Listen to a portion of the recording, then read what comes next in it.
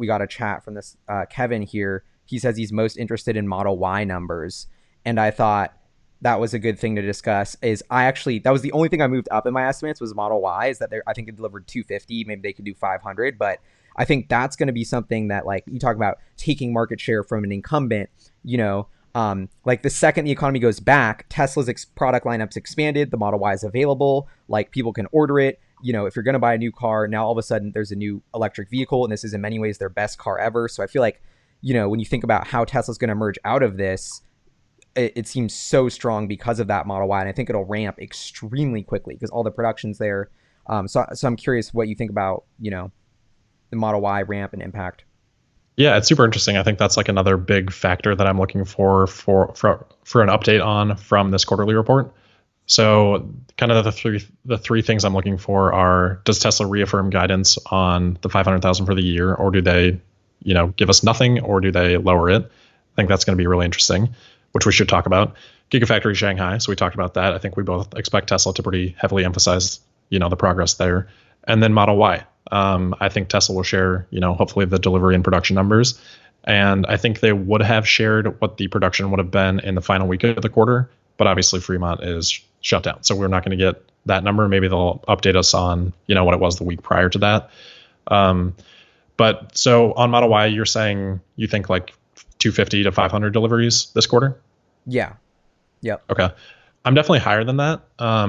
Troy Teslike has a Model Y order tracker survey, and he, in that survey, 170 people as of yesterday, I haven't looked today, put that they had delivery either happened or scheduled for before the end of March. Wow. So Okay. yeah, so 170 people in there. I would be shocked if that was, you know, half of Model Y orders were filling out. Not that it's like a random spreadsheet, but it is difficult to find if you're not active on like the forums and things, which definitely not everybody is. So I'm actually more around like 1,500 Model Y. And kind of the reason for that is, one, based on that spreadsheet, and then number two, based on the vehicle identification numbers, so the VINs.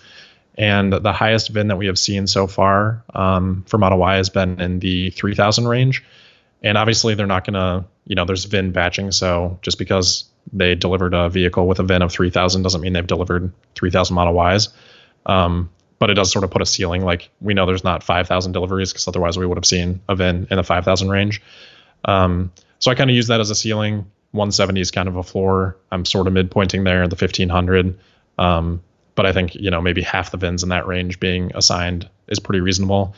Maybe we're somewhere in between 1,000 and 2,000, but 250 would definitely shock me. 500 I could see, but I'm definitely thinking probably 1,000 plus for this quarter, which is super exciting, because in the quarter that the first time Tesla delivered 1,500 Model 3s in a quarter, that was like the very beginning of the strong, you know, exponential growth, like that escalating part of the S curve for Model 3 production. So in the first quarter, they delivered 1,500 Model 3s. The following three quarters, they delivered about 85,000 vehicles for Model 3. So if Tesla does 1,500 Model Y this quarter, there's no reason this year they can't do, you know, 85,000 or even more, because obviously there were a lot of challenges with Model 3. The Model Y should go smoother.